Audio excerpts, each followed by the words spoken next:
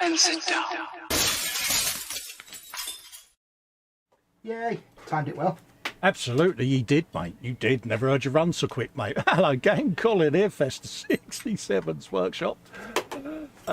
And Fox, the model maker. Hello, everybody. I'm just sitting back down again. Hello. I know, bless you. God, never heard you run up the stairs so quick there, mate. Oh, no, it depends if I've had a curry. Right, yeah. So, yeah. Hello, folks. Like I say, Colin here, Festa 67's workshop. Welcome to the Friday Frolic with me on Fox. Si might be in, Si might not. He might have broadband, he might not. We're unsure yet, so we'll wait. We've just given up, haven't we, basically? Before we start, don't forget, folks, if you'd like to support this channel, you can do so on patreon.com/Festa67's workshop. Or you can click the join button below this or any of my other videos. Links are all in the description, folks. And you could also support Fox over on patreon.com/modelmakingguru or click the join button on any of his video content. I would give you size, but he's useless, so we'll mock him. I've just found out he says. Yep. He says, nah, sorry lads, we are just heading to sleep. IKEA trip tomorrow for all the things. No worries. So I've said feeble mockery will ensue. Absolutely. We can all mock and laugh at Si. And I'll bet he doesn't have meatballs. Mate, he won't eat the meatball. Absolutely. He's just rubbish. Also, if you want to get our attention in the chat, you can at Festa67's workshop or at Model Making Guru. Or if you choose to do so, you can click the $sign and do yourself a super chat. Your name will appear in a nice big box and you get a bit of on-screen air guitar goodness, folks. Yeah, remember, Colin likes a nice big box. If you really want to get his attention, just wave your mood past the camera. Yeah, those of a nervous disposition. I've got my T-shirt on tonight, so you should be all right. Having got hit by YouTube's non-nudity algorithm last week. Yeah, well, you don't need to actually have to wear the T-shirt, but you just need to make sure you don't make the camera pan past your entire upper torso. Yeah. Anyway, in the chat, we had Graham Robert, a quick hi and a thumbs up. Hello. Festa and Fox. Dave was in. Hello, Dave. How you doing? Dave. He's probably gone to bed now. He will have done. Marcus Bruns in, said hi, Colin and Fox. Have a fantastic stream. Hello, Marcus. How you doing? Big hugs. Owner of the best beard in the community, mate. I've not seen his beard. Oh, mate, it's proper Captain Birdseye in white. Is this because I don't go into the hangout? Yeah. And it's white as well, mate. Andy Preston jealous. is in, saying hello. Andy. Hello, Andy. Kevin Stevens is in, saying hello to everyone. Hello, Kevin Stevens. How you doing? Love to you and Jackie, mate. Fox was in, saying goodly evening burps. Hello, Fox. Pants, be happy and amenable. Yeah. I didn't say amenable to what, just amenable. I'll leave it up to people where to it's decide. a bit hot and bothered, are they a bit moist? James is in, Retro Rabbit, saying hi. James. Paul J. Lewis is in, evening Colin and Fox. Hope you're both well. Hi everyone in the chat. Hello, mate. Hello.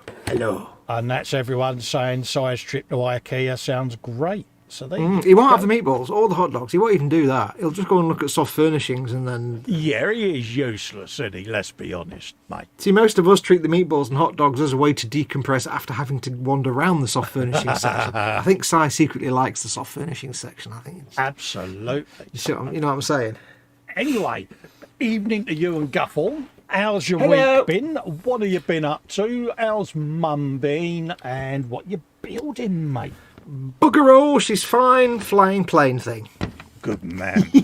Yeah, no, another not particularly productive week again this week for various reasons. Yeah. I keep trying to get work done, and that Imperial Knight is still not getting itself painted. Oh, bless it. Yeah, I've been the same. I've been kind of messing with writing new firmware for my 3D printer and doing loads of designing for squig off things. Yes, I've seen some of their designs. I'm most impressed. Yeah. So are they off the shelf things or things you have designed from scratch yourself? No, a few of them have come off the shelf. Majority of them have been heavily modified with existing files that I've designed, and I tend to have like rectangles, rivet shapes that I can lay and form and then build shapes out of. So of course nobody will know what we're talking about because they can't see it, but I've seen it. Yeah, massively. And so I've been doing that. Joel Grit's in. He said hello, Colin, Fox, and finger a shame for Si as he's not here again. Tut tut.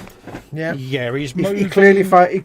He He clearly finds shopping for furniture more important than his mates. Yeah, he's moving as well, isn't he? Or just moved, and he's got his broadband to set up. And No excuse. so, yeah. We totally sympathise, but fair play. No, we don't. We still mock him completely. I have had delivery this week. Oh, what did we get? What did we get? Tell me. Well, you remember I got my little Lego dudes. Yeah. It says, hello, how lovely. It says, how lovely on the box. I got my little Lego dudes. Yeah. Because I'm going to do a little Lego. You know, I've got like my little mini model of me, my little 1/24 scale Fox. Yeah. That I put in photographs. Well, I thought I'd get a Lego minifigure that looks a bit like me. So I've got my minifigure. Yeah. Okay, it's got a grey T-shirt, so I'll have to repaint that to be something else. And he's got a white face for a very specific reason. Yeah. So I ordered some extra bits, and I didn't know these were a thing, but apparently there was some sort of Lego set for other non-Lego Lego. It was like a Lego thing, but not like Lego minifig thing. And basically, what it is, it's a giant fox head. Oh, how cool is Now, the reason I got the white head. Oh, so I can pull the entire head off. The reason I got the white head underneath, I can't get it off now. Is so that I can actually... Oh, I can't get him out. Is so I can actually make the white bit his eyeballs, and I can paint the black iris on there. I can't actually get it off his hat off now. Having trouble with your helmet, mate? I can't get my helmet off. It's now stuck to his head permanently, but never mind. So I thought, well, if I get a little white head, then I can make that the white bits, the sclera of the eyes, because there's holes. It's one of these things, basically. Yeah. It's one of these things. And I'm going to have to repaint it because it's got like a little toothy grin on it, which is no use to me. No. So I shall do some repainting at some point. It's a good start, isn't it? Like you say, you can repurpose it and it'll come in useful. I can't get it off now, though. Well, the idea was I'll repaint it and then it'll become like a little Lego minifig of me that I can use in pictures and things, and I can't get it off now. It's permanently attached to the head. Fantastic. Edward Leonard's in, saying hi to Joel Grit. Hello, Edward. Squishy Edward. hugs. Mental note, Fox, don't put this on a head until you know it's permanent. Oh, dear. It ain't ever coming off now. Oh dear. I have to get the pliers out. Hang on. Pliers of goodness, pliers of goodness. Little needle nose playings. My plan is just for fun. Is just I'll repaint the. There we go.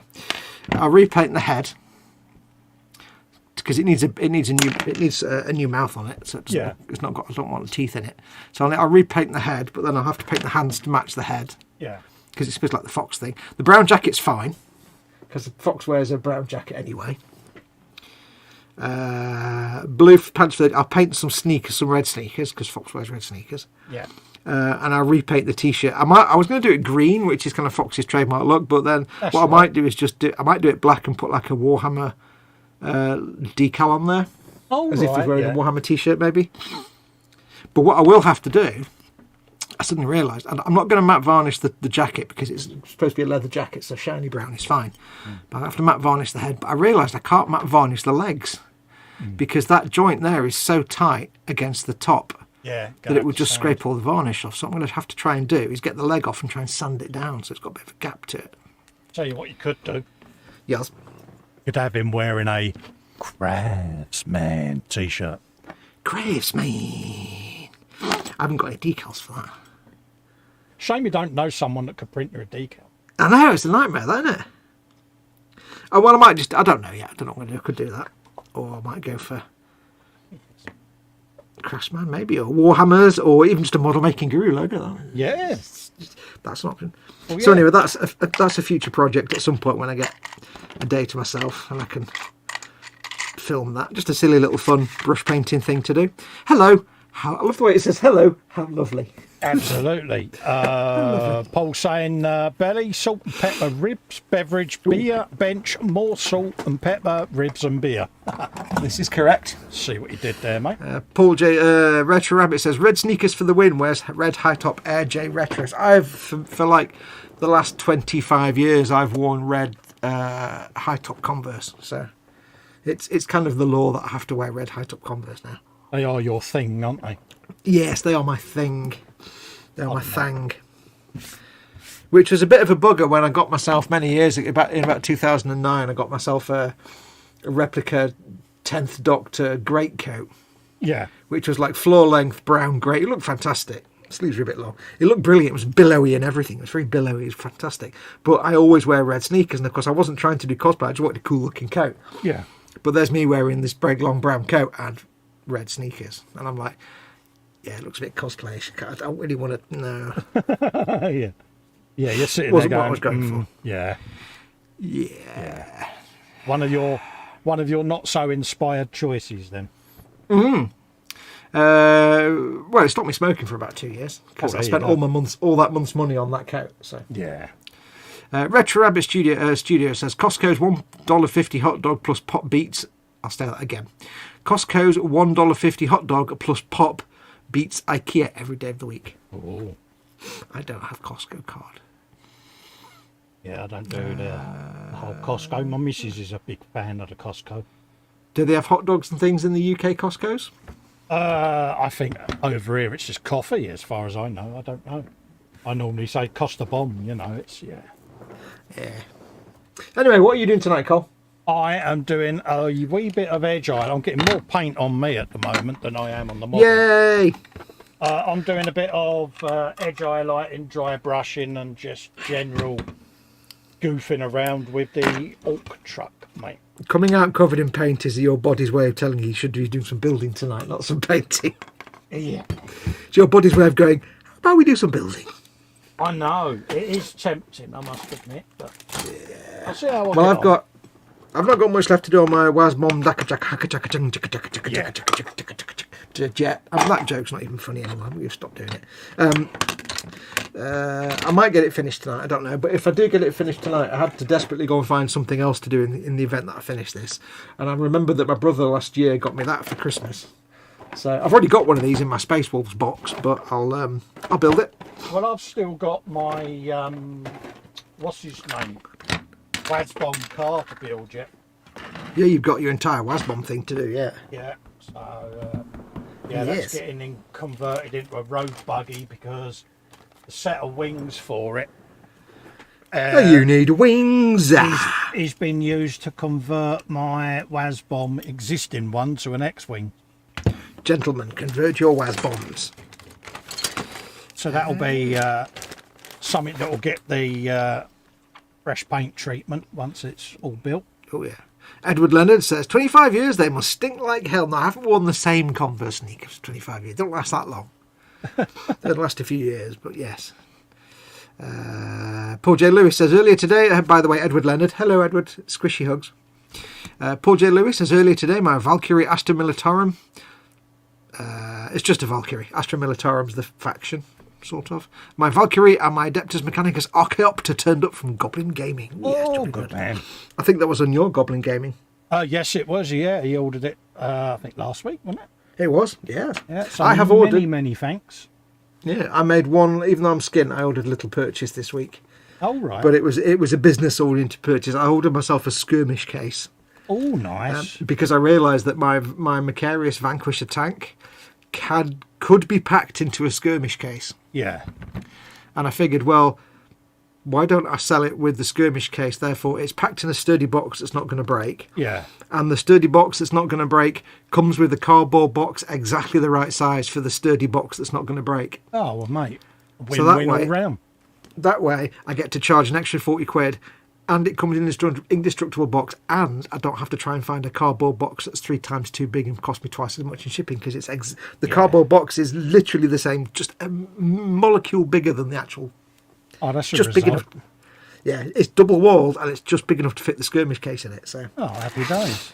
Yeah, it's the way forward now. If I'm selling stuff I can fit in a skirmish box, I'll get that and charge an extra 40 quid. Yeah, happy days. Well, maybe not 40 quid because they won't be getting the foam lining with it. The Bobbins is in. Good morning, everyone. Hello, Bobbins. How you doing, mate? Joel Grit says belly burgers topped with melted Stilton. Ooh, yeah, Stilton. And piri piri hot sauce. That's good. In cheese topped buns. Bench back on the Tamiya 124th Porsche 911 Turbo nice. 88. I can't remember if that's the one they used when they made the Millennium Falcon, if it was the 112 scale Porsche. I don't know. I think it was the Tamiya one. I think there's a 112 scale Porsche 911 that they used when they made the Millennium Falcon, the original New Hope one. Those, when you see the Millennium Falcon and you've got the cockpit cone there, yeah, and then you've got the mandible there, and there's that big chunk of machinery between the side and the cockpit. Yeah, That's half the engine block off that. I think it's the Tamiya 1/12. Oh, really? Porsche 911. It might be the 928 actually. It might be the 928, not the 911. But it's a Porsche. Yeah. It's half a Porsche. The other half's on the other side. There you know. You learn things here, folks. You learn something every day with Fox. Right, what am I doing, Col? Learning with direction. The guru, folks. Give me Lesson direction and #1. focus so I know what I'm doing. Today I have been mostly gluing on a thing. Yeah, this week I have mostly been eating My arse. salad. All around my heart. Right, okay, let's move on. Yeah. I'm not going to glue the canopy on because I need to be able to paint that and mask it off. Yeah. And because it's an open canopy, I mean, that's only pain. You've got to mask both sides of it. It's a right pain in the bum. Yeah. Yeah, it was very well thought out, that, was it? Well, it was, but it's just, I don't know. It's a lot less masking than if it was a closed canopy, but it's a lot more fiddly than if it is, you know what I mean. I'm just going to nod approvingly. If only that came across in sound only. Right, I need A64 and A63. Bobbin says, Belly remains of full English from yesterday. Bench, a space battleship, and Nagato. He says, I can't read the Japanese wordage on the box. There you go. I didn't know there was a space battleship in Nagato. There's a Yamato. Yeah. Space battleship Yamato. Urusenkan Yamato. Now, if I thought ahead, I could have put a magnet in there and magnetised this bit, but never mind. It's too late now. I can't go back. You didn't think ahead, though, did we? No, I don't do thinking. I also can't be asked doing magneting, but there you go. It's different story altogether. Yeah, it's just another process, mate, isn't it? I suddenly realised I haven't glued them. You know, I built the stick bombs to go in the back. Yeah. I haven't glued them in yet for painting, and I realised I could build the alternative shield generator if I actually wanted to. Yeah. And people could just swap and change as they saw fit. But I haven't magnetised it. Paul saying before, he's not a Warhammer gamer, he just likes the kits, factions, ? He says, I know nothing. Same here, mate. I just build because I like the vehicles, mate. Yeah. Well, all I was saying was that, like, Valkyrie is the vehicle and Astra Militarum is the force. It's like Royal Navy or Royal Air Force. Astra Militarum is the Imperial Guard. So it's just a Valkyrie dropship. Jeff is in. Candygram for Mongo. How you doing, Jeff? Lovely to see you. Hello. Extollers of your informational awesomeness. Yeah. In some way. 63 and also 64. Ja, das ist richtig. The community's very own Carl Sagan. If you wish to make an apple pie from scratch, you must first invent the universe. I always say that because it gives Fox his opportunity to do his Carl Sagan. Yep. And it also makes Jeff blush a bit by going, oh, stop it. Consider again that small blue dot. That's home. That's here. That's us. A mote of dust suspended in a sunbeam. I can't do the voice. Sometimes I can do the voice and sometimes I can't. Today's a can't day. Your Carl Sagan or your inner Carl Sagan's eluding you, is it? Yes. Our little square friend going about his square business. I love his flatland description. It's so good, that little clip.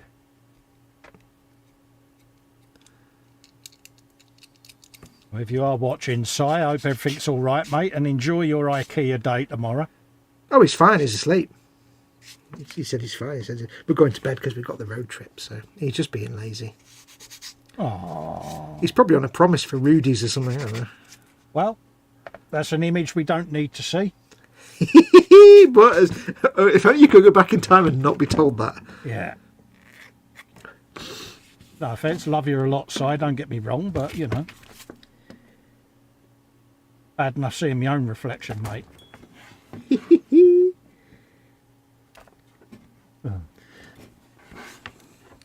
La la la la. Right, which way round does this go? I totally mix them up and don't know which is which now. Hooray!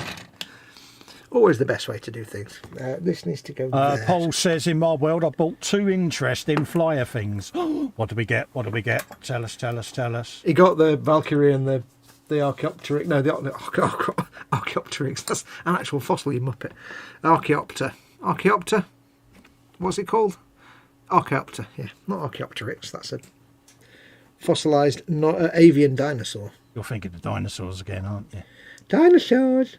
Dinosaurs win. Dinosaurs are cool. Yeah. I'm a dinosaur. I can hear Mama Fox creeping. She's lurking, is she? Yeah, I can hear her creeping up the stairs. And check on her if you need to, mate. No, I can swing you. I can hear you. I can hear you. She's sneaking to the loo. Trying to be dead quiet when she goes to the loo. Dee dee dee dee. Yeah, mums can't do quiet. Dee, dee, dee. Well, she's not going to bed because she's got her headphones on. So, her telly box headphones. It's brilliant, she is. I love the fact it was an absolute godsend because she used to have the telly on really loud. Yeah. And be like, I'm not deaf, I have the telly on for volume. So it was a godsend when I got her some Bluetooth headphones. It was like, oh, it's quietness. It's brilliant. Yeah. Now she just watches with the headphones on, watching the telly and watching videos on the iPad at full volume. So it's just come around full circle, basically. Yeah. So I can't get headphones for the... It's like... And she watches the shouty American reaction videos. Yeah. People that watch Karen videos, and it's all shouting, and I'm like, and you're at full volume, and it's really loud. Whilst you're also watching something else, she's watching like Vera with the headphones on and stuff on her iPad. Oh yeah, it always amazes me how women can do that. So how do you? I don't think she can. I just think she's just listening to one, not the other. She got confused the other day, and she was like, she went to put headphones on for the iPad, and I said, why have you put your headphones on? Well, because I want to listen to this video on the iPad. No, there's the headphones for the telly, not the iPad. Didn't you know? They're for the iPad. No, there's not. Oh, bless her. Bless her. So I don't actually think she knows what she's doing with them. She's got them on. It's all just endless string of noise, and she finds it amusing, probably. Yeah. That makes her happy. That's what matters. She's probably not paying attention to any of it. Oh. Do. Right, do I want to make... If I make the shield generator, it's just going to fall out if somebody uses it, because I've not magnetised it. What's that for, your WAS bomb? Yeah, well, I've got the stick grenades that go in the back there, like that. Yeah. But I've got them loose for painting, but I realise I can make the shield generator, and if I put a magnet in there, I can have them swappable. Yeah. But that involves drilling a hole and putting a magnet in, and I can't be bothered. Yeah. If I'm just really frank about it. And it probably wouldn't be that hard, but it's a hollow piece, and I don't know where the drill hole would come out, and that'd be a bit of faff. Yeah. On a level 9 can't be askedness. Oh, all of it. Yeah. I mean, I'll build the thing and see if it sits in there. If it sits in there while being moved around, I'll be quite happy.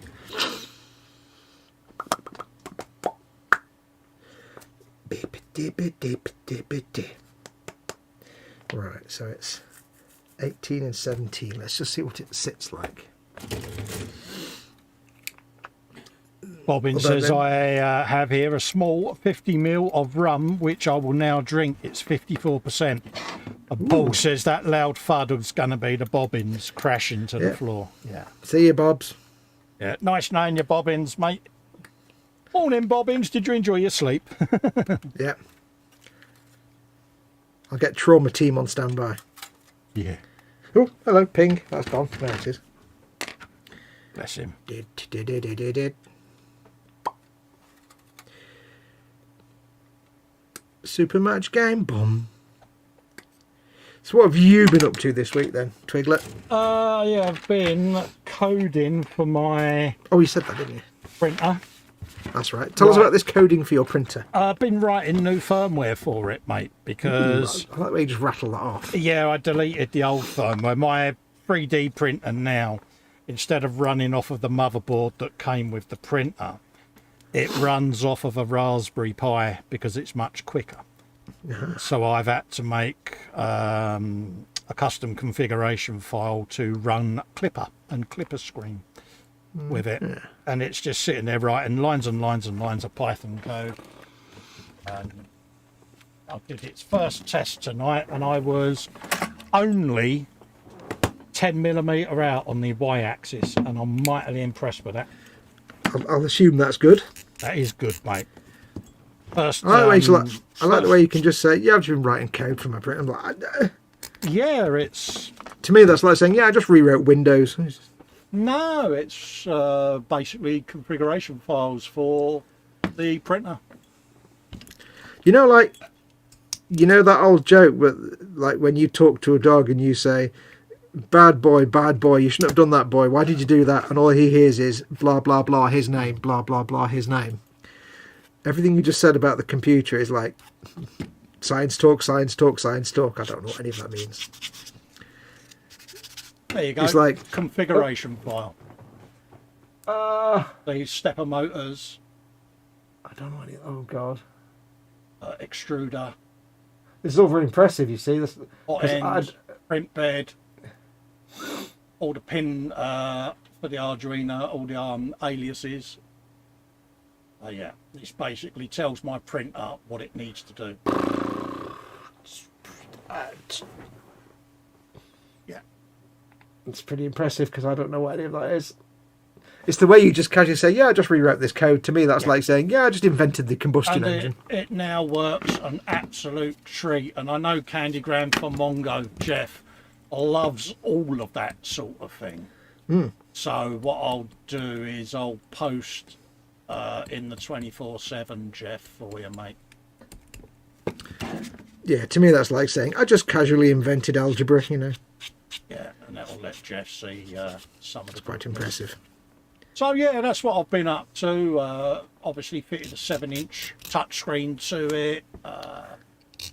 Yeah, been programming that. I've got my resin printer running because I've been designing stuff for the squig off. Oh yes.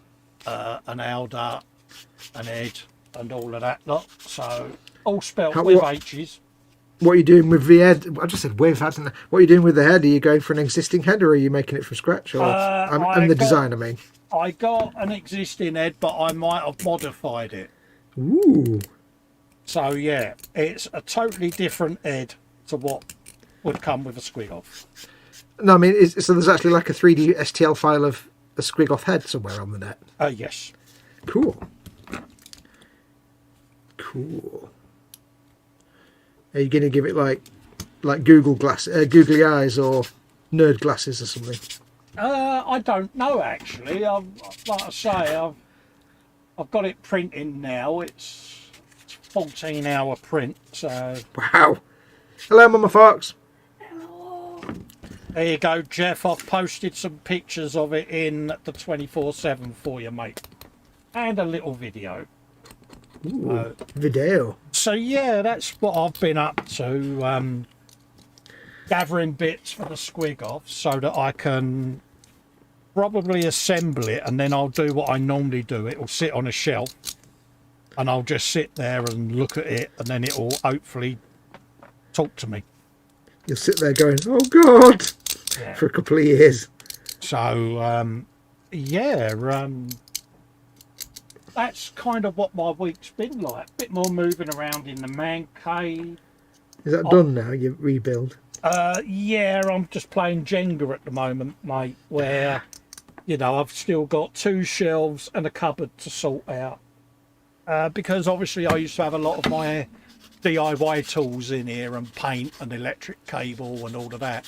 So I want this room just to be for the model making and the hobby. So I'm playing Jenga as I'm moving stuff out and then bringing other bits to do with the hobby back in here. And so, yeah. Yeah, you don't need all the DIY stuff in there. No. Because if it's in there, it just means that you've got no excuse to when Mrs. W says, "Can you just?" and you can go, "Well, I could love, but it's all stored away now. And I can't." Absolutely, you know, the DIY stuff's going to go in what was my stash room because that's all now back in here, and it's just a matter of seeing how the layout works. Whatever don't work, I'm just chopping and changing things around, really. But it's all light stuff. It's only moving, you know, something as heavy as a model kit. It's nothing. All the units are moved. Everything's bolted in. All the wiring's done. You're bolted in. Oh, no, I'm bolted in, mate. I am a bolt. You're made of bolts. Absolutely. Frankie Goes to Wobbywood is in. Hello, Hey, Frankie. buddy. Long time no here, mate. Hope you're keeping well. And what did you have for your dinner? What's in the belly? What's on the bench? All of that. Frankie never fails to amuse with his bizarre German meats. Absolutely. Yes. So, yeah, that's kind of where I'm at, really, with things this week. It's all been suitably quiet, really. Yeah, so I've not really got anything done this week again, unfortunately. No, I was going to do some voiceovers and that on the e-models videos, but it's been a bit hot and bothery week, isn't it, as well? Yeah, it's been a bit warm. I was out the loop Monday, so I didn't make Monday's e-models stream, so yes. Sorry for that. If it makes you feel any better, I didn't make Monday stream either, so... Yeah, so... Yeah, it's one of them, you know, it's catching up on everything. I'd say I'll get that Suzuki finished, the video that is, the bike itself's all done now. And then I can catch up on a few of the commission builds and get them done and sent off. And then I can get back to planning what stuff is ready to film for the channel. Because obviously I've got the Bane Blade to film, I've got the... Bane Blade. Warlock to... Do you feel ready to take on the Bane Blade at this point? No. Are you going to take it on anyway? I'll take on some of the peripheral stuff, probably. Ah. You know, turrets, things like that. I don't know. It's one of them. Every time I pick up a paintbrush and put the Bane Blade on the desk, it ends up with me sitting there cooing at it. Do you know? At some point, you're just going to have to rip that plaster right off. Yeah, it's one of them. I will do it. I'll get the airbrush out and do the bodywork. Give that a mist over and do the bodywork. That's like 99% of the model. I know. Do the bodywork, so you mean all the model then? Yeah, pretty much. Yeah, it is, isn't it? It is. It's one of those. Every time I look at it, I sit there and think, "My God, what was I thinking?" What was? And then you think, "Oh wait, no, I wasn't. Fox was." Yeah, it's like, yeah, damn. I need to be more resilient to suggestion. Well, you have two thoughts. The first one is, what was I thinking? The second one is, turd. Yeah. But no, it's, like I say, it's on the shelf. It's got the Warlick next to it. And, yeah, every time I look at her, it's like, damn. Damn, I made that. Yeah. Yeah, and it is one of those. Yes. But it's a video build that. I don't think I'd sit and do it live. I don't, you know. No. You need to... That one needs proper filming, not live stream filming. It needs to be done in little methodical stages. And yeah, it needs a proper full-on full-on attention. Production. You know, but... Yeah. So, yeah, I want to get a couple of them builds filmed and started. And, yeah... Obviously, I've got me Kshatriya to finish. Because again, I'm filming that. Yeah, I've filmed 2 episodes of it so far. Yes. And then obviously I parked everything because of stripping out the man cave. So I've been unable to locate the Kshatriya as yet. It's boxed up somewhere. So it's not like it's a tiny little kit, is it? No, it's in a box along with all the plastic box that all the parts are in. So Peter Povey's in. Hello, Peter. How you Peter. Doing? So yeah, it's just a matter of finding everything and getting me thumb out my bum and getting on with it, mate. Yes, like I say, I've done very little this week again. Sadly, real life is in the way at the moment. But hey, so still not done any filming for the Imperial Knight, which I need to get done so I can move on to other things. Yeah. So hopefully I can get that done fairly quickly. I think that's a lot of it though at the moment, isn't it? Where it's just playing catch up on all those little projects we've got laying around. It's just for me. It's just securing the time actually at the bench is tricky at the minute. So I mean, I've got what, half a dozen Warhammer builds in pretty much the same stage of paint at the moment, and it's like, yeah, I need to get them all finished and get them moved and shifted and shelved. You need to just like batten down the hatches and finish one of them, yeah, rather than jump from one to the other all the time, I suppose. Yeah, but it keeps your interest sparked, doesn't it? Yeah, true. You don't get bored of it. No, because like you say, you get so far on a build and it stops talking to you. That for me is a time to just park it, go and do something different, re-woo it and fall in love with it again and come back at it, and it works for me. And if it doesn't woo you, then just leave it. Doesn't woo me, it waits until it does. Yeah. I've always been a person that's always had at least half a dozen builds going on at any one time. It's, you know, one might be in primer, one might be in build, one might be in weathering. Just gives you a chance to flit about and keeps your mojo going, doesn't it? I used to be like that, but I used to get really burnt out because I'd be halfway through like 2 or 3 different things, and the fact I was doing one and not the other would stress me out, and they just all stress. So in the end, I'm like, right, I need to just focus on one at a time. I can't do multiples. It's not good for my brain. No, I prefer it that way because there might be a day where I can't particularly do the effect I want to do because of whatever reason. So I can pick up another build and just do something basic on it. You know, so it works for me. The problem I've got with me is that, as I've said many times before, I very easily get bored, which is why I've got like a whole raft of never finished kits that I started. There's, you know, I've got a video build series that got like 1 episode and never went anywhere after that. And I know that happens because I get bored too easily. So for me to have several things on the go, it's just inviting the abandonment to come in. So I have to force myself just to work on one at a time. Yeah. Otherwise, I'll end up with nothing finished, and then. If I leave a kit too long, I do have to try to fall in love with it again, and I've got a few like that, and it's like they're there, I know they're there, and I'm like, I need to bring them back into the workshop and sit and just have them where I can see them, and sooner or later you get fed up with seeing them unfinished and you just pick it up. Yeah, I mean the problem I have is that it's not at the minute, but I flit from things because I get bored of subjects quickly as well. Yes. If I have 3 things on the go, then by the time I've got to the 3rd one, I've already got bored of the first subject matter anyway, and I'll never go back to it. So I have to force myself not to do that anymore. Yeah. It was the worst. I had loads of kits that were like half done, and it's like, I can't do that because I've got like loads of half finished build series. I need to not have that going on. So I'm rubbish, basically. I've got reverse ADHD.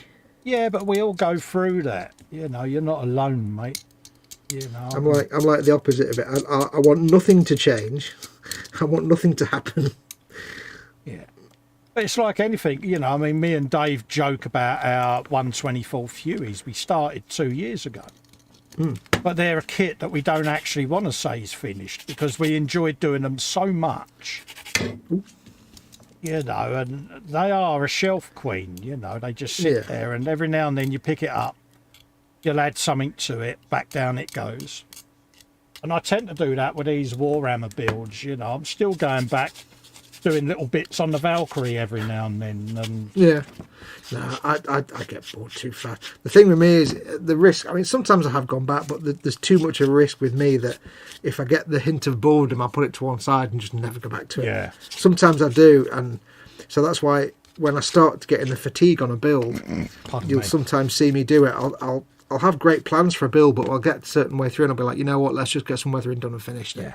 Because I know that if I drag it out much longer and do everything I wanted to do, I'll never get it finished because I'll get bored of it. Oh, yeah. So sometimes you still do, you know, I still do my best work, but I'll just not do as many of the things I was planning to do, perhaps because, like, I might have thought to myself, I'll do this, this, and this, and this, but then by the end of it, I'll be like, no, I'll just do a couple of things. Yeah. There you go. And it's like, I shall manually brush paint the chipping. No, how about I use a sponge because I haven't. And it's like with me at the moment. Obviously, I'm still learning different new techniques, brush painting these little things. So I paint all the builds to the level I'm at the moment, and then because I know I perhaps need to learn filters, washes, how to achieve the different. What are they called? Yeah, different filter effects on the finished glazes paint. and things.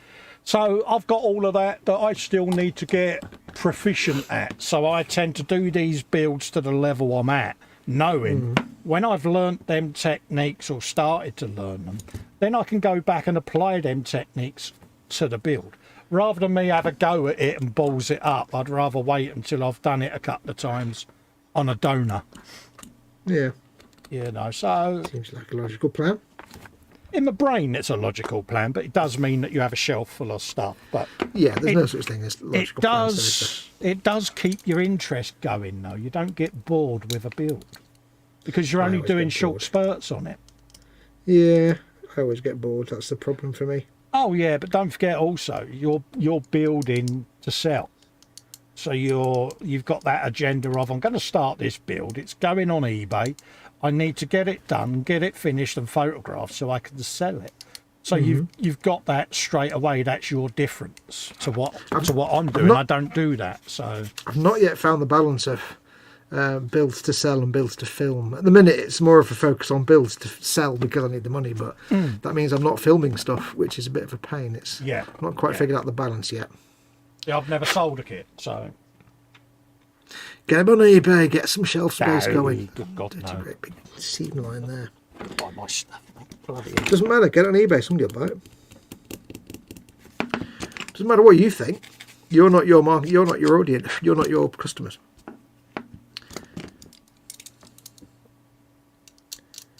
Retro saying Imperial Knight, nee.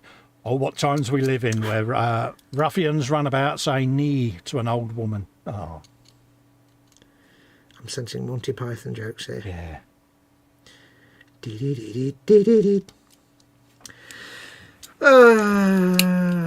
But no, I thoroughly enjoy these little builds, you know. It's like anything, you know, I mean... It's just fun nonsense, isn't it? Yeah, there's people probably watching go, oh my God, what on earth's he doing to that?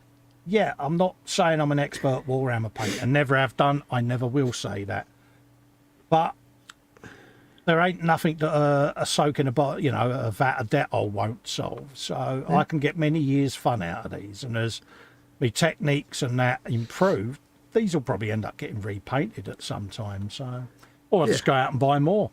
So yeah, that was good to have a comparison where you were and where you've got to. So. Gentlemen, compare your bits. And it's just having fun, folks. That's the key. It's just hairy-ass grown men making plastic toy soldiers. It's not actually anything important, really. People that take this all so seriously get into big internet fights, and it's like, really? Yeah.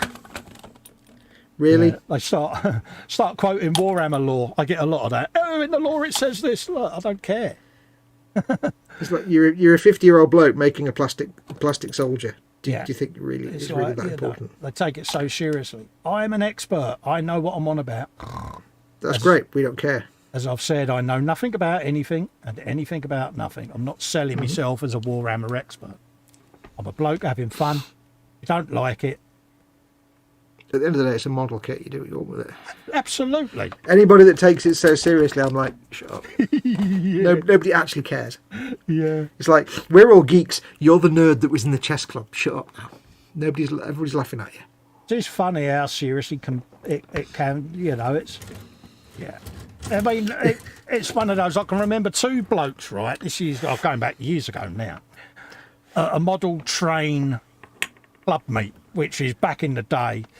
You know, you used to have your club meets. Proper anorak territory. Yeah, these two blokes were having a fight in the car park because apparently one of them had broke the other one's tree off of their display. And it's like, oh, yeah.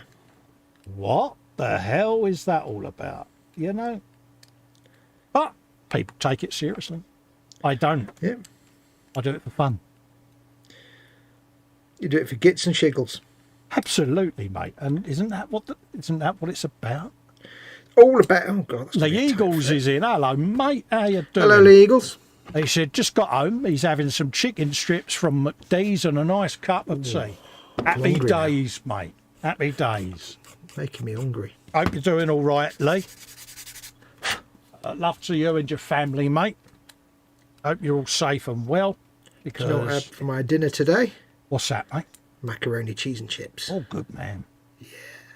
You know what I have, because I may have mocked you with a photograph. You may have exposed me to the pictures. Well, after going to all the trouble of building that to make it an alternative option to the stick bombs, Yeah. it's such a tight fit anyway that every time you take it out and put it in, it'll just rip all the paint off it. So there's no point giving that as an option, really. What do you like? It's such a tight fit. I can sand it down a bit, but then it'll probably just fall out. Try sanding it down. Yeah, no, when somebody will get serious on me, I'm just like, sorry, what? Do I care? Sorry, no. Well, it's like my London bus is my most rivet counted build. And I had I had a bloke, he got in touch through the channel. And I'll do the voice, because I could just imagine he had a proper... I think you'll find... Yeah, I think you'll find. And it was basically what he said is, I remember that particular bus. He said, and I don't remember seeing an AC/DC poster on it. So me being me, I said, well, you have now. And he got the arse. And there was a bit of an exchange of backwards and forwards. He said, I'm going to unsubscribe. I said, why is that? He said, well, you're not going to change it, are you? I went, no. Can I ask why? I said, yeah, because it's annoying you. I said, and it's a plastic model kit on the shelf in my house that I paid for. I don't see what your problem is. But it's not factually correct. I said, it's a plastic kit, mate. You know, and it's, yeah. And then I did one of the what if ones, you know. Oh, this wouldn't... It was on the AT-AT, the Cat that I did 3 models. Yeah. And it was, oh, I think you'll find... Da, da, da, da. I said, the clue is, what if it ain't real, mate? It was like, really? I'm sorry, your point is, yes. And I often wonder, do other people get rivet counted to that extent? Yeah. You know? I mean, it's, you know, it makes sense. Okay, you, to a certain degree, you're like, okay, fair enough when it's an actual supposed to be a realistic thing. Yes. But when it's just some dumbass, silly nonsense, then it's just like, dude, it's dumbass, silly nonsense. This is tank number ABC123 at Dunkirk, circa 1940, as per the photo. And I sat there and the guy's using an iPhone. Rightly so, someone's going to go, they didn't have them. I get that. Yeah. Because you're basically stating that your kit is a accurate representation of. Yeah, but like Ted gives a guy on his U-boat an iPhone. Yeah, but when people rivet count just for the sake of being annoying, or they might have a personal dislike towards you just because they do, I don't see the point that they have to critique everything you do just because they've got a personal boner for you. It's like, yeah. I do find it weird. I find it pathetic. It's like, yeah, I'm going to put that on the pile of mail that says, don't give them monkeys. No, because I say things like, well, you know, when I see someone that's built a model that's weird like that, I tend to compliment them on the craftsmanship and the paint job. Yeah. The actual substance of it, I don't really care. I love seeing eccentric out there builds. I love it. You might have noticed because, you know, I like doing that type of thing myself. So when I see someone else doing it, whether or not their modelling skills are at any particular level, I don't care. I'm interested in their concept and the application of that concept. Yeah. And that's what stimulates me. And it's like, fair play to you.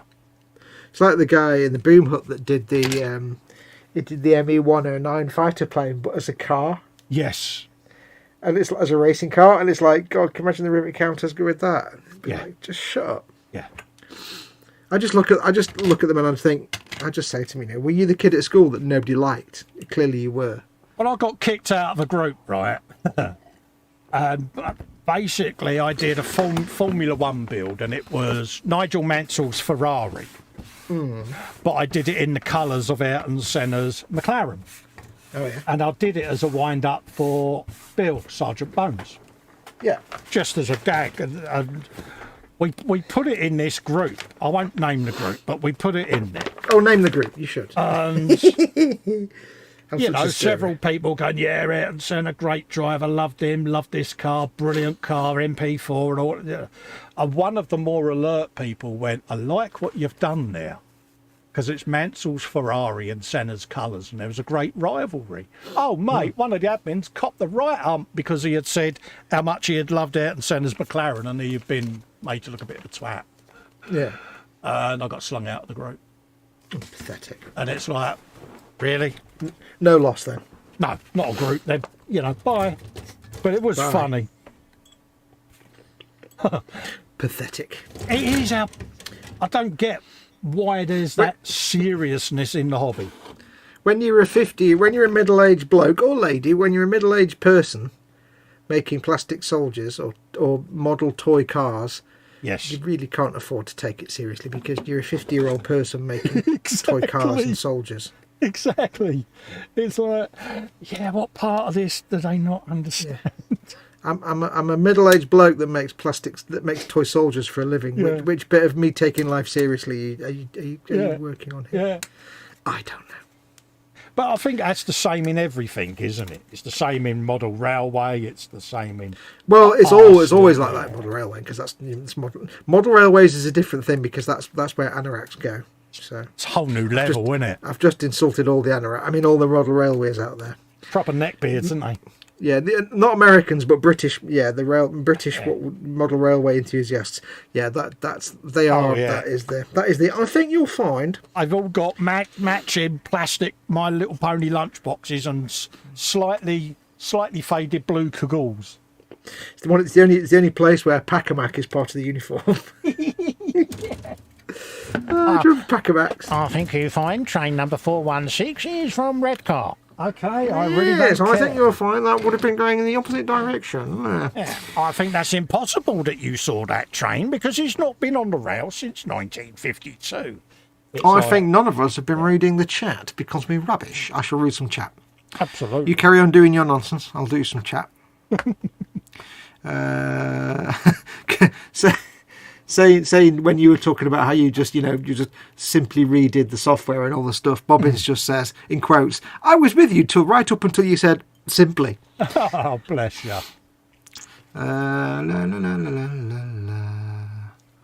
My scratch built... Hang on. What are we talking about? Don't ask me, mate. Rabbit says, my scratch built Delta runs off a Duet 3D mainboard with some custom firmware tweaks. Just got a roll of PETG and it's changed everything. So much stronger than PLA and easier than ABS. Oh yeah, I do like a bit of PETG, mate. That's what I made my boom arm supports out of. I'm with you, the Bobbins. I heard simply and then my brain exploded, says Paul Lewis. Yeah, exactly. Because what I heard Colin say was, well, simply put, that's all I got. In fact, I got after the word simply. What I actually heard was the Charlie Brown teacher simply wah wah wah wah wah wah wah wah wah. Because it was all just big scary science words that didn't mean anything to me. In the beginning, there was Cobol and Fortran, and everyone was very grumpy. Peter Povey's in. Hello, Peter Povey. Well, we've done that one. Peter. Frankie Goes to Hogwarts says, we've done that one. Empty bench and chicken roast sandwich in my belly. That doesn't sound very German. Often it's like these weird Teutonic sausages and meats that you have. And Oh, mate, it's a chef to die for, anyhow, Frankie. I know, but chicken roast sandwich, that doesn't sound very exciting and foreign. Can you foreign it up a bit? Put some kind of weird pickle in there or something just to make it more interesting for us. Just make it up. Candygram says, I took Fortran the first semester at my university that it wasn't taught using punch cards. I caught hell from my friends who already took the class for having life too easy. Because he wasn't being taught with punch cards. Bless him. Paul Lewis says, belly beverage bench... what? Belly beverage? Belly beverage bench update. Belly beer beverage beer bench fridge more beer. I think there's been beer involved in that one. Absolutely. I'll read it again, but I'll do it the proper way. Simply, belly beer beverage beer bench fridge. I think that's the in-joke now. When we're going to explain something really complicated, just say simply at the start and then just go in full whack. Yeah. Edward Lennon says to you, stripping in the man cave or stripping out the man cave? Yeah. Frankie says, came home from work half an hour ago. We had to stay longer caused by the crazy weather and the forecast. We've been lucky in our area, not big damages. Wow, what's been going on? A lot of storms out there. And Ooh, I didn't know flooding. Yeah. Ooh, I didn't know Yeah. that. Stay safe, Frankie. Yeah. Our sentiments exactly, mate. Lee Eagle says, "Hi guys, just got home now and having chicken." We've done that one. You read that already, you rubbish. I you did. are. You're useless. Paul Lewis says, "Ooh, I dream of doing a small build." Rabbit says, "Arguing on the internet is like trying to play chess with the pigeon. No matter how hard you try, the pigeon is going to strut about like it owns the place and poops on everything." I heard that. Where did I hear that? Like yesterday. Oh, really? Somebody said that yesterday. I heard it somewhere. I think, was it? I think I was watching a discussion panel on Ukraine or something. And somebody was talking about Putin. Yeah. They were talking about Putin and stuff, and he said, it doesn't really matter. He's going to do what he wants. It's like playing chess with a pigeon. Of course he is, yeah. He's just going to crap all over the board and then strut about like he's won. Yeah. The odds of hearing the same metaphor in the same 24 hours. Legal says, "Everything's all good, thank you, Festa. Hope you and your family are doing well." I don't get a look in, apparently. Oh, Lammerkins, you feeling all lonely and left out again? I'm just background audio track. Clearly. Oh, Lammerkins. I'll live through it, Lee. Don't worry. I'll live through the tears. Oh, Whipple. Edward Linden says, "My tank build part 5 in the Ringling Brothers and Barnum and Bailey circus colours, please. Like and subscribe." That's what he says. "My tank build part 5 in the Ringling Brothers and Barnum and Bailey circus colours, please. Like and subscribe." That's a bit too many words. Oh, bless him.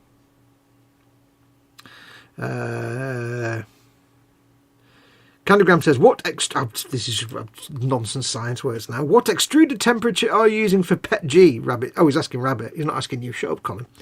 He's not interested in what you've got to say. Oh, no. He doesn't care about you. You stop talking. Frankie says, "Haha, chicken roast is not that boring. My one was stuffed with tomatoes, basil pesto and mozzarella cheese." It still needs some weird German nonsense going on with it. Something to make it something that we wouldn't have over here. Yeah. Because like over here we might have for lunch we might have a sliced meat, but we wouldn't have a sliced meat with like a pound of pickles. No. Us British, we're too reserved, aren't we? Paul Lewis says, "I'm sorry, Colin, but you're using completely the wrong shade of black and yellow. And Fox, those sending sticks are far too dirty. Stop the stream and mass chat walk out." Absolutely, mate. We consider ourselves suitably chastised, don't we, Fox? "He's taking his pack-a-mac and he's walking out." Legal says, "Hope you and your family are well, Fox." Blah. Thank you, Lee. Yeah, after 4, aren't you, Fox? Good. Well And done, then Lee. Jeff says, "Nonsense. I am interested in what Festa might have to say about printing with Pet G." Yeah, but you asked somebody else. So you asked Rabbit. You didn't mention Colin. No, I'm no longer wanted now. No, you didn't ask Colin on his show. That's all right, I don't mind. Yeah, he only comes along to your show to hang out with the people in chat. He doesn't care about you. No, I'm so over Or it me. now. We're just background. We're just not Yeah. even relevant now. Yeah, not even garnish, are we, mate? No, we're not even the willow pattern on the plate of life. No. Here's a question. Yes. What the hell do they glaze plates with that means you can't even scratch them with a knife? I don't know. I was making Mama Fox. I'll paint a card with it.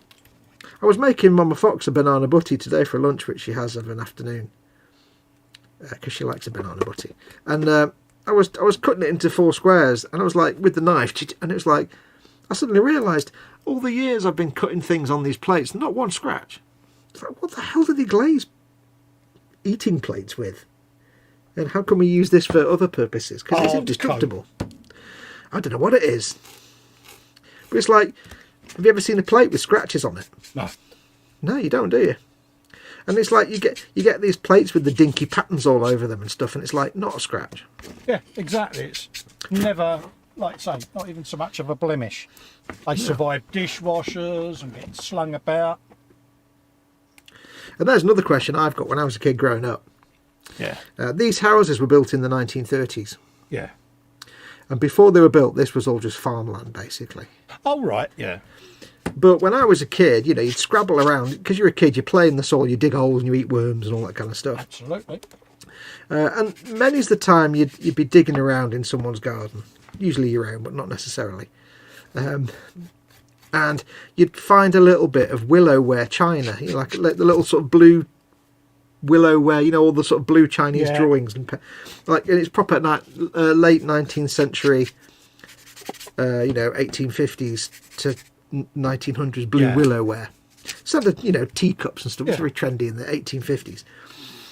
And we'd all, in the 70s, we'd all find little bits of it in our garden when we dug holes. Yeah. And I'm thinking, these houses have only been here since 1930. Why were people smashing plates and dumping it in their gardens? Yeah. Why weren't they just putting the stuff in the bin? Yeah, and why did everybody... It's like, first of all, did everybody have blue willow crockery? And secondly, why were they all dumping it in their gardens? Yeah, makes you wonder, doesn't it? Yeah, and we used to find clay pipes. It's like, the houses have only been here since the 1930s. Clay pipes went out of fashion in 1758 or something. Yeah. Why were people standing around in a farmer's field smoking clay pipes and smashing up crockery? I don't quite get it. Clay pipe and a mini headlight. It's like, why? Yeah. Never found a mini headlight. Yeah, clay pipes is like, I suppose, I don't know, because clay pipes, you find them in industrial areas, but not in, fields. When we dug our garden up, we found a couple of railway sleepers. Ooh. They were often used for gardening, though. It was like garden ornaments, though, weren't but they were suitably apart, if that makes sense. Perfectly parallel, going across the lawn. So there must have been some kind of old railway there at some point. Oh, right, could be. Mind you're in an urban area, aren't you? Yeah, I mean, we're in the suburbs, but we've literally, like I say, if I go back to 1928, I think there was a map in 1926, and it was literally fields. Yeah. It was like there was a little village nearby of a few houses, and there was a farm here and there, but it was mostly fields. Yeah. So. Well, don't forget, this place dates back to Cromwell's time, because you've got Basing House just down the way there, so... Yeah, no, we were all agricultural. That's the only thing, is I always, ever since being a fan of Time Team, I always harbour the dream to just dig a dirty, great big hole in the garden. Oh, yeah, I'd like to go down really deep just to see what's down there. Yeah. But like I say, when we dug it up when we first came here, it was proper parallel railway sleepers, the remains of a wooden bucket. I reckon, because Lex is with you there, isn't he? He's living there at the minute. Yes. I reckon you and him should one weekend have a weekend of him doing all the work, obviously. Yeah. You should have a Time Team weekend. Oh, mate, it'd be brilliant. I reckon you should, right? But you should do it properly. You should do a proper, test pit, say 2 by 2 meters. Yeah. Do it down, take pictures and all that kind of stuff, and do it, because then if you do find stuff and it does anything interesting, you've got the archaeology. Oh, mate, 10 million quid's worth of Roman coins would be nice, wouldn't it? Yeah. I mean, that's the sad thing about me. Much as I have the urge to dig up the holes in the garden and see what's there, I know it's going to be nothing, or highly unlikely it will be anything before the farmland. It's not like I'm about to find a Roman villa, because we really were just the middle of the countryside. There's nothing going on here of any interest, I suspect.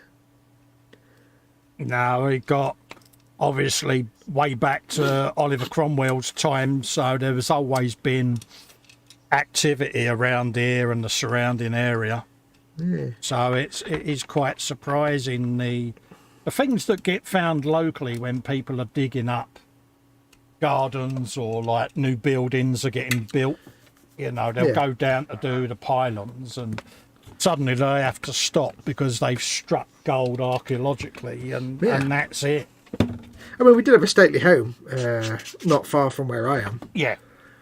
Not a big stately home, but it was I won't name it, obviously, because that gives away where I am. But there was an old stately home that was demolished, I think, in the 20s and 30s. Yeah.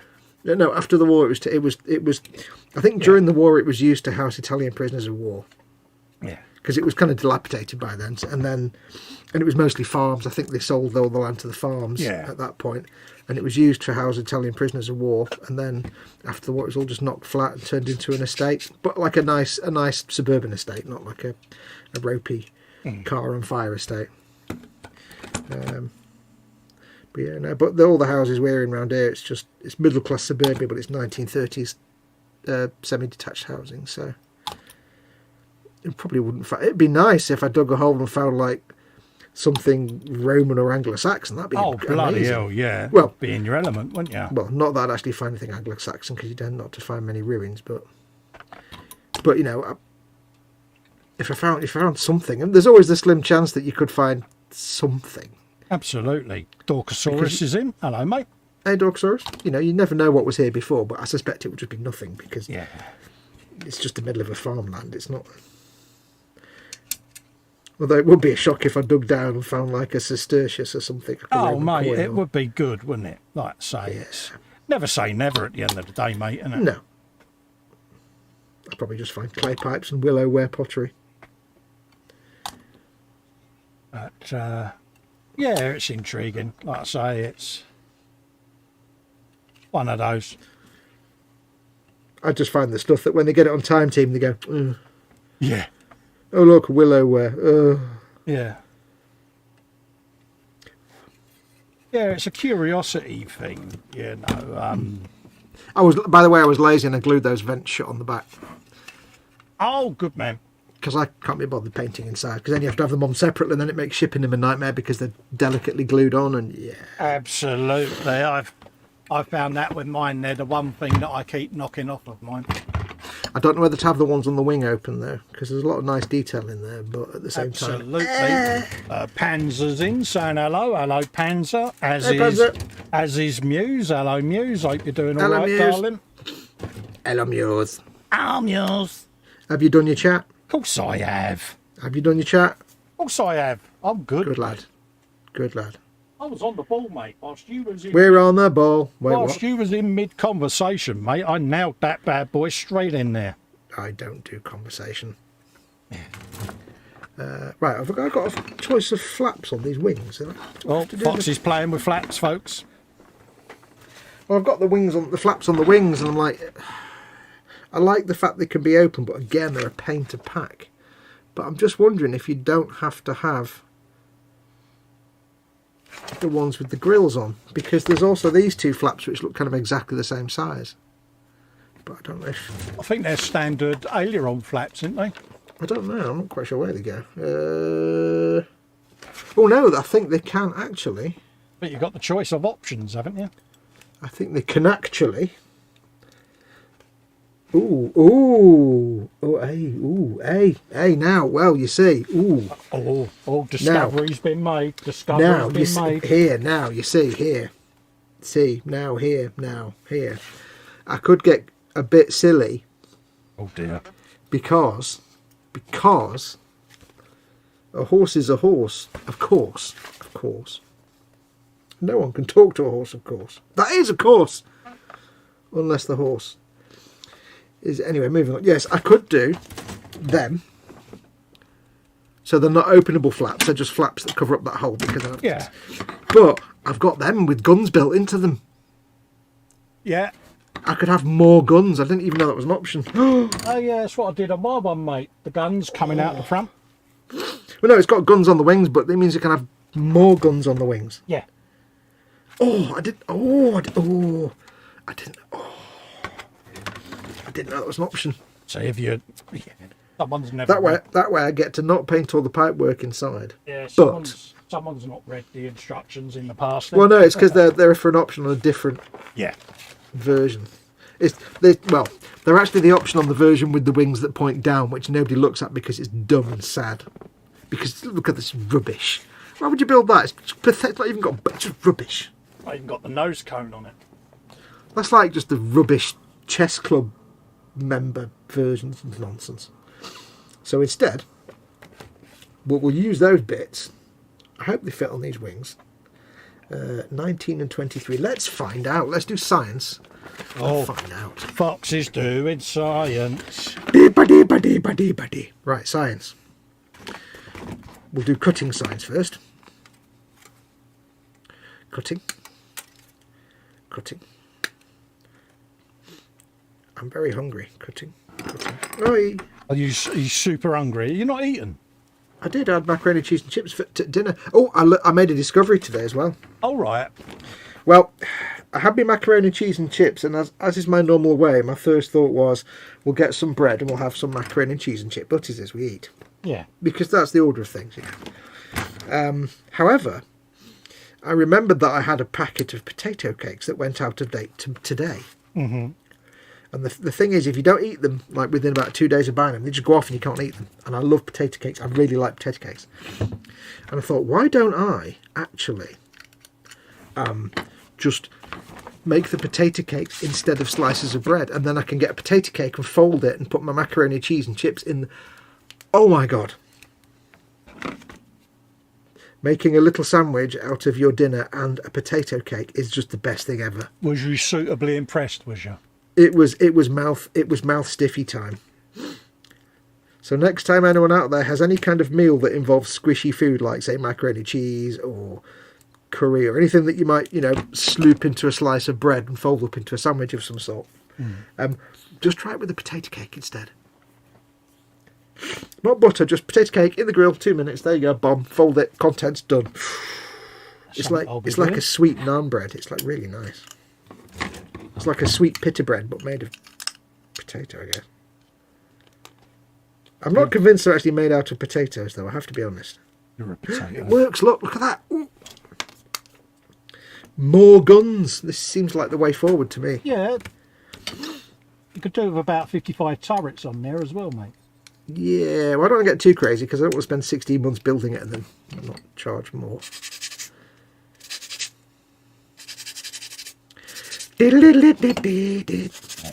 I'll get him to do a scratch build one day. Oh, that'd be fun.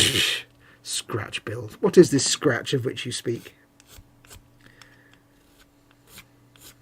I'm sure we can get you to add something to the stomper. Scratch build my ass. I do little bits of scratch building. I do little bits of hole hiding with plastic card and stuff. It's not quite scratch. Oh, but but it is scratch building because I'm building it from scratch. But it's just panels and rivets. But I'm a proper big human boy. I'm impressed. I'm a real boy. I can scratch build. I can.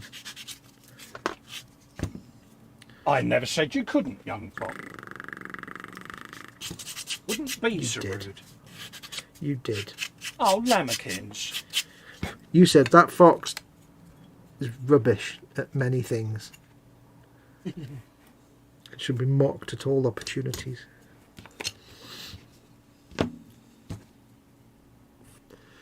La la la la la. Get rid of these nubs. What are you doing? What are you doing? What are you doing? You've gone over there, haven't you? He's gone quiet. Are you walking about? Are you with us? He's gone quiet. Where's he gone? I had to go down the other end of the man cave quick. Oh, right, sorry. It's all right, it's just wearing wired headphones and... oh, right. I'm did you have to afraid go and poop in? the wires don't stretch that far. Did you have to go and poop in the corner again? No, I just wanted to go and get a bit of welding filament from me. Ooh. Filament.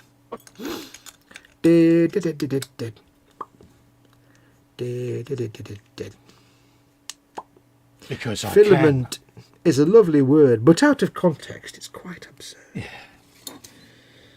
Oh. Now, see, yes, I forgot about them other guns as well. I've got the nose belly guns. Ooh, I need to add that. I don't think they're part of the build, but you know what's going on, bitches. I got your guns right here. Then I don't have to paint the pipes. Ah, right. Now I know. Well, this also means I don't have to worry about packing it in a box and all the little flaps snapping off. Because when I did my last one, the Goblin Gaming one, that was bought by... I can't remember who it was now. Might have been Paul Ditter, I'm not sure. Anyway, I think it was, wasn't it? Paul Ditter. Yeah, it's not in Paul Ditter's home being looked after. Not that that's relevant. The flaps on the wings were up and the flaps on the side, the air brakes. Those things came off so many times, I had to be super glued back on so many times. Yeah. But of course the tricky bit was I'd painted all the pipework inside, so it's gluing it on in such a way that it didn't completely destroy the paintwork. Yeah. Or didn't go all foggy like super glue does sometimes. You know when it goes all because you put too much on. Yeah. And you get that kind of foggy. Yeah, it frosts over, doesn't it?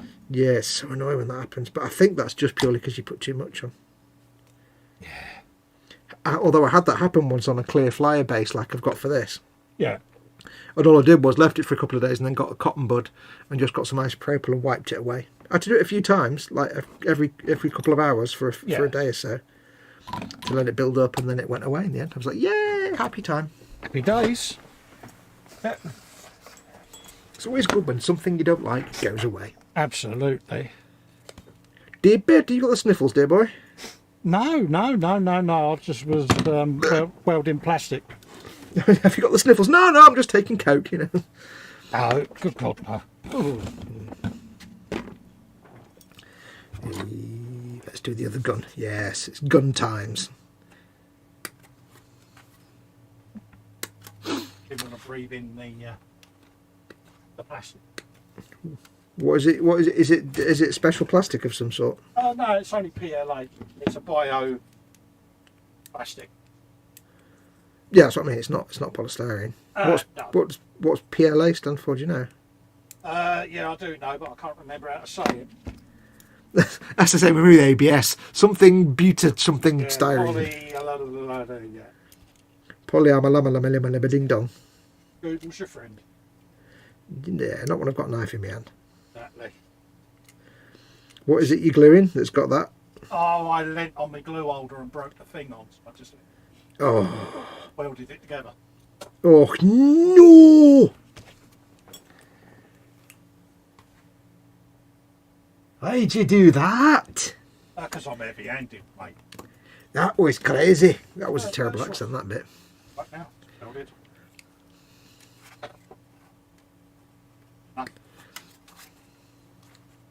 In doubt, I was printing another one. That was half stupid. I love the way Glaswegians say stupid. It's just, I love it. Stupid. This is a beautiful way of saying it. I love the fact that my wife's Scottish accent only comes out when she gets the ump with me. What you're saying is basically you only hear her accent when you're in trouble. Yeah. Yeah. That's when how you say that's how I know when I'm in trouble. Yeah. So when you say I like when, what you mean is I actually don't like it, but I do like it. Yeah, it's like Ironically like it. I'm getting spoken to in Scottish accent. I'm in the doghouse. What have I done? That's when your brain is then trying to figure it out. What is it that I've done that's really this bad? No, you do what you want to do. Yeah. I'll do my thing. Away to your model making den. Oh crap, what have I done? Yeah. You got it. Away to your hole, man. Yeah. Your man cave. She'll look at me and she'll go, you know where you're going? And I go, yeah, I'm on my way. Good boy. I'm on my way.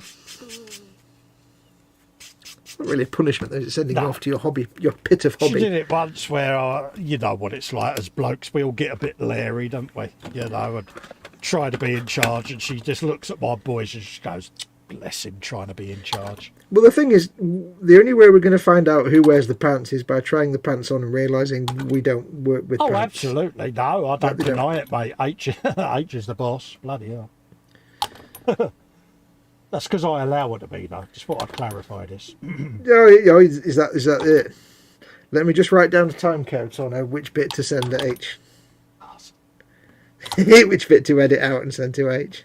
It's all right. I'm not scared. Come on. Meanwhile, back in the real world. Yeah, that might be a statement that'll come and beat me up. Yeah, you calling your wife a statement? No, not calling her anything, apart from the love of my life. Yeah, you're in trouble. You know it. Yeah, even asleep, she knows I'm up to mischief. Oh, yeah. That's just being a woman and married to a bloke. She normally says to me, so, this is on a Saturday. Yeah. So what did you two idiots get up to then on the interweb? I'm like, really? Not fair you're calling Fox an idiot. And she's like, don't you say that about Fox. And then she goes, you're the one who's led him astray. How does that work? Very well, she's absolutely right. I always knew I liked your missus. How does that work? How has she got that into her head? That I've led you astray? Come on. Well, put it this way. How long has she been married to you? 34 years. Question answered. When you say, how can she know anything about when it comes to you? She knows everything about you because she's been married to you for 34 years. She knows more about you than you do. She understands you better than you understand yourself. You know nothing, Jon Snow.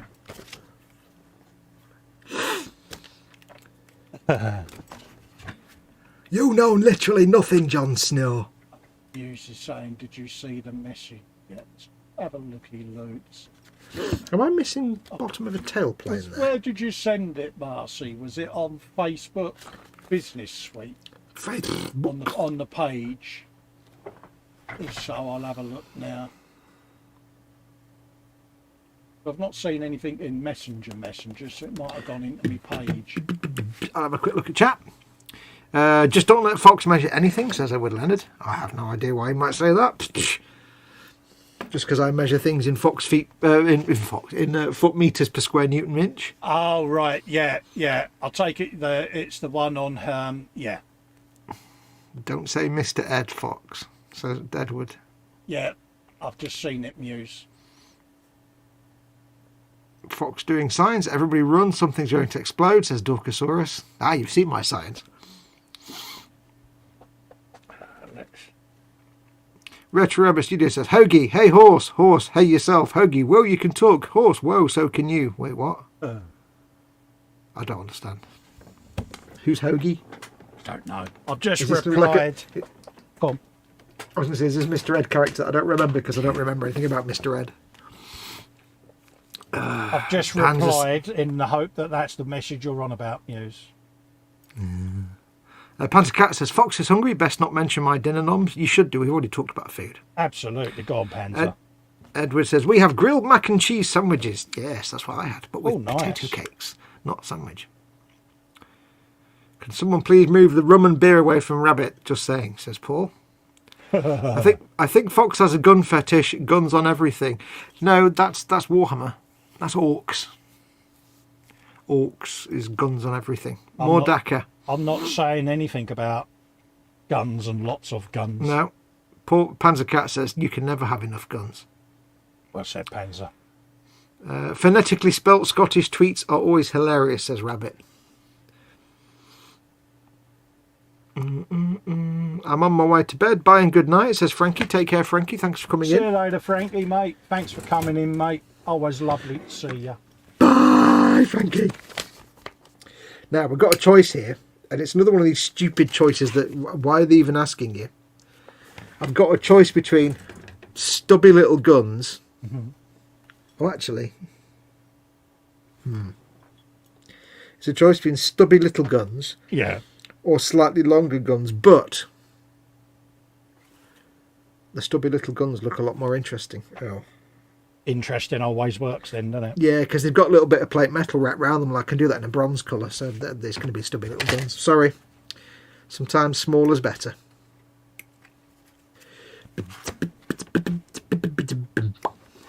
Unless, of course, I mess up drilling the barrel out, in which case we'll go for the long guns, because of course we will.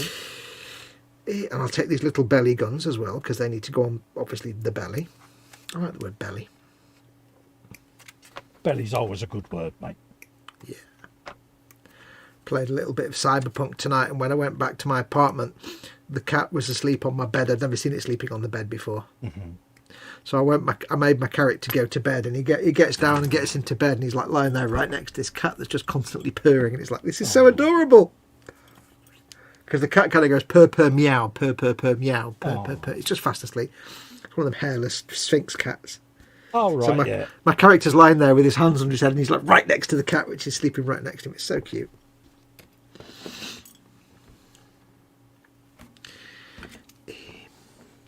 Dorcosaurus had beef patties in onion gravy on top of buttery mashed taters. Oh, nice. There's a question, though. Yeah. Like,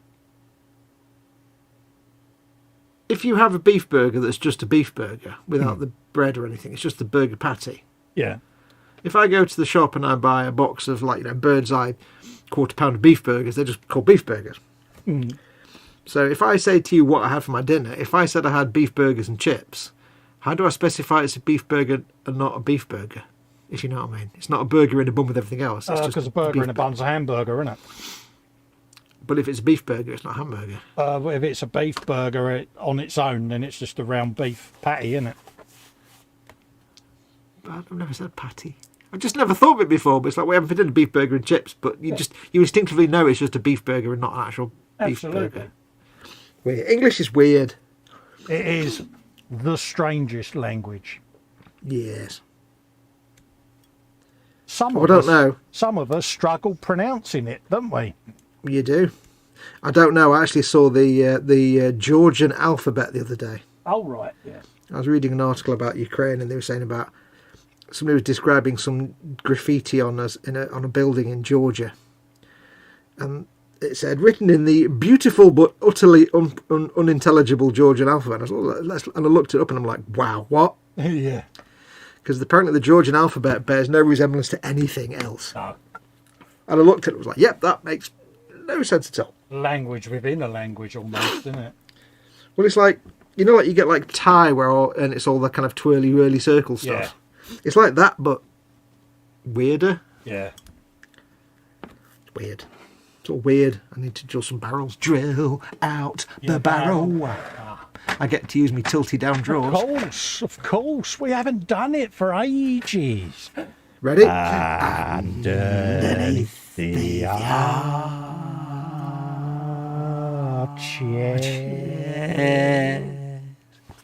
You like popsicles? I think that was a good one, mate. I can't do the whistly voice. I bet Robson and Jerome are shitting. Oh, dear Lord. I'm sure one of them's dead. Is that wishful thinking? I don't know. How big a thing do I need for this to drill me barrel out? Yeah, drill your barrel out.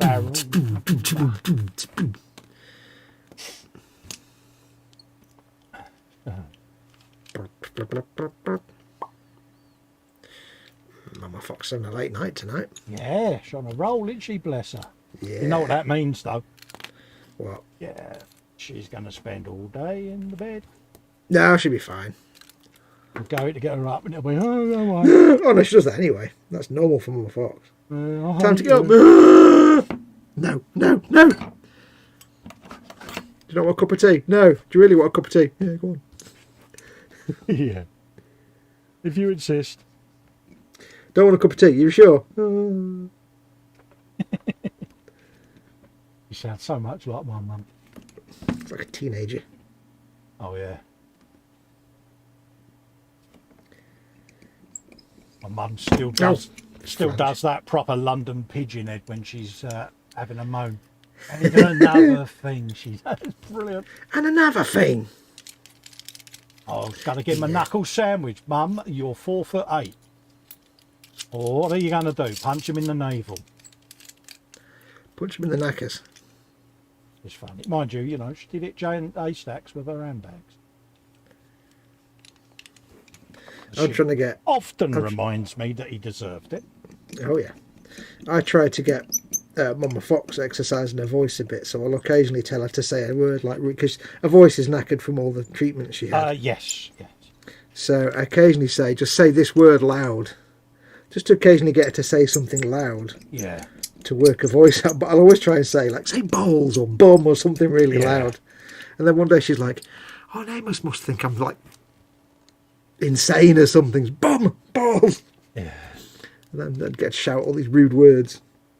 But it is always funny hearing your mum swear, isn't it? Oh, yeah. It's when they come out with a barrage of swear words and you think, I never realised my mum knew that word. It's like, when they come out with swear words, you're like, I didn't even know that word. What? Yeah. Oh, that'll be your reminder. La, la, la, la, la, la, la, la. No worries, mate. That's an hour and a half. Time to wander around for a little bit. I will have a trundle. I will do that. Trundling time. I've got 2 hours going. Made me jump that. Was you beginning to slightly nod off, was you? No, I was in the zone. I was so in the zone I made a mess of that drill that I just drilled. The holder just drilled out, but never mind. Yeah. Yeah, Paul Lewis says, why do hot dogs come in jars or tins of 8 and hot dog buns come in packs of 6? These two industries need to communicate better. Exactly. That's the most old man shouting at clouds opinion in the world, that is. Yeah, but he's got a valid point, mate. No, I know, but it's like shouting, get off my lawn. With my land. You kids with your rock and your roll and your hippity hop. I blame it all on that Snoopy dog. Snoopy dog. Well, that barrel got messed up. Never mind. It's orks in it. Good enough. Good enough. It's not a word you'll hear me say often. Muse is off. She's got to go back to work. Catch you later, Muse. Thanks Bye, for Muse. popping in, darling. Thank you for coming in. Bye. Like and subscribe. Always nice to see you. Mm-hmm. To see you nice.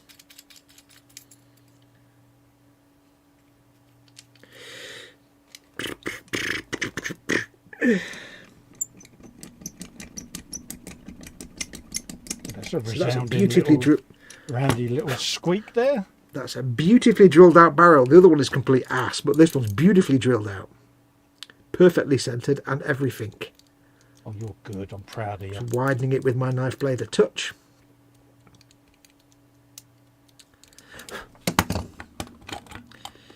Drill out the barrel. Drill out the barrels of guns. You see what I'm doing there? You see what I did? I am impressed. Was it very clever? I'm going to make you an honorary Cockney, mate. Just as he drops out. Been a while since he's dropped out like that. We'll be back. There he is. Was it so clever that I in fact fell over the internet? Absolutely. I said I was going to make you an honorary Cockney, mate, because you're getting that good. Ooh. Drill. I've got my elbow going when I do that. You just can't see it. Have you seen me washboard?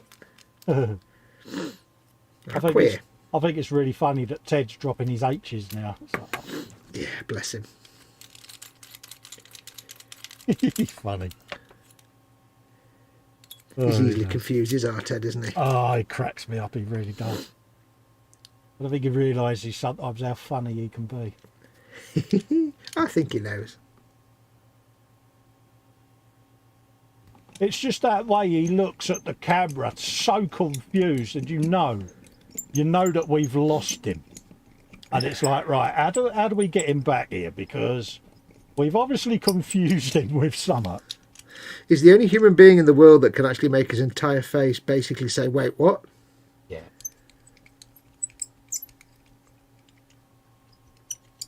He's like a pinball machine. It's like tilt. It's like, yeah, okay, we've got to get Ted back now. Overflow error. Yeah. It's like, yeah, blue screen of death. Yeah, he's one of the few people you can actually blue screen. It's like, right, Ted, what we was on about. Pardon? Yeah, okay, mate. No, Barrow. Yeah, Barrow, he says. Yeah, that's the one, Ted. Brilliant. It's funny. Bless him. Blessed little cotton sock. Absolutely. Wouldn't want him to change at all, mate. That job of his is a nightmare, though, because it keeps him away from the bench. Yeah. That's why he don't get much done, because he's working all day and then he's knackered by the end of it. Yeah, don't worry Poor about bugger. him, because he's been through the wars. He is old, you know. He's old, so... Bless him. Yeah, it does knacker him out. He'll be fine.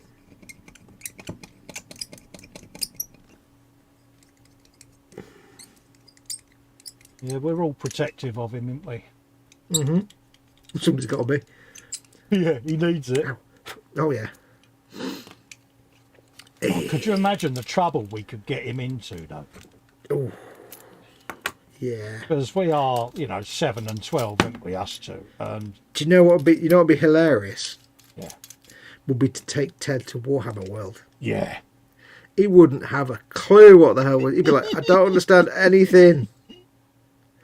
He'd be like, what? I don't understand what? What? I don't understand anything. What? Dad, we're taking you into Forge World. Enjoy it. I don't know. Ooh, tanks. What? I was doing all right, love, until I went in that shop and yeah, we're selling I got confused.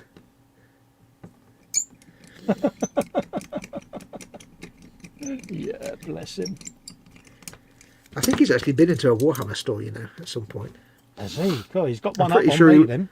I'm pretty sure he said he went in at one point and then was just like, he was just kind of keen to leave as quickly as possible. He was like, oh, I just need to get out. The guy's like, what are you looking for? I purposefully don't go in our local one. One, I don't go out anywhere anyway, but I know what would happen if I did. I think once it's safe to, you should. No, I don't think I should, because... For logistical reasons. No, you're just trying to get me to spend all the money. I'm trying to get you entertaining stories out of you. Yeah, you're just looking at getting me back. I know what you're up to. Well, it's no different to getting you to go to Forge World website, is it? It's just... Absolutely. I may have been there during the week. Ooh, did you? What did you buy? Nothing. Then you're doing it wrong. I know. No, I was perusing, because Oh, here we obviously go. I was doing squig off research, wasn't I? So, Oh, where? so yeah, Cox Edward Leonard's in. So yeah, I've been doing squig off designing this week, Edward, and been teasing Fox with pictures. Seeing as you shared your code earlier on, you could share your pictures if they're a standard image format. Yeah, I'll do that. I'll get the paint off me brush. Yeah.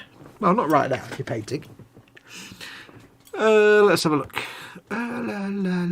Rabbit says, because the evil hot dog industry, so Big Hot Dog, wants you to purchase hot dogs and buns in multiples of 48 each time. I see no problem with that, do you? No. That seems pretty reasonable to me. Yeah, the missus might see a problem with that, but I don't. Yeah. And hot dogs in a can isn't a thing in my brain, says Edward Leonard. Then you're missing out, lad, because hot dogs in a can. Tinned hot dogs. Not the little small ones, but the proper, like, footlongs. Oh, Yeah. God, yeah. I can't eat 48 hot dogs and buns in one session. I'm not American, says Paul Lewis.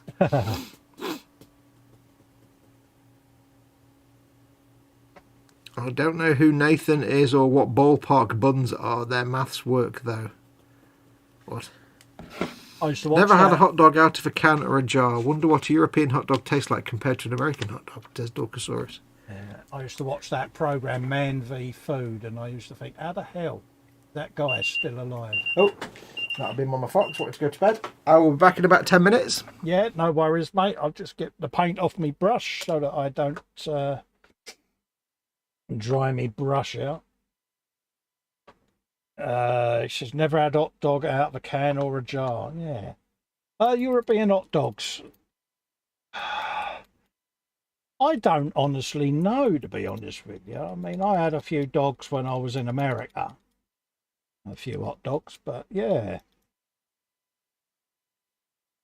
You'd probably find them a bit bland. I don't think they're American style hot dogs at all over here. It's, if anything, they're a little bit tasteless.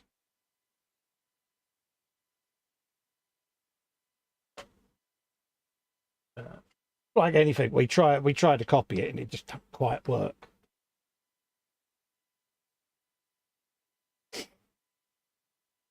But yeah, I mean, proper good old American delis. Oh. And barbecues out there. My God, you think we get a rack of ribs over here? Bloody hell. It's like half a dinosaur gets bought out to you when you're stateside.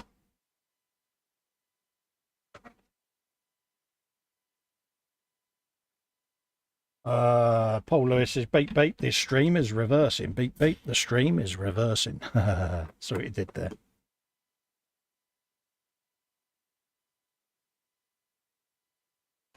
Let's have a look, see if I can find my squig off picture.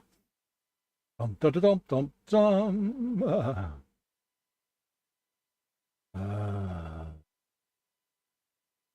Let's have a look. think it was in that one, so I might have to re-download it. Have a look through.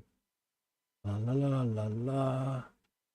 So what's your favourite hot dog then, Jeff? You know, do you have a particular one that's your favourite?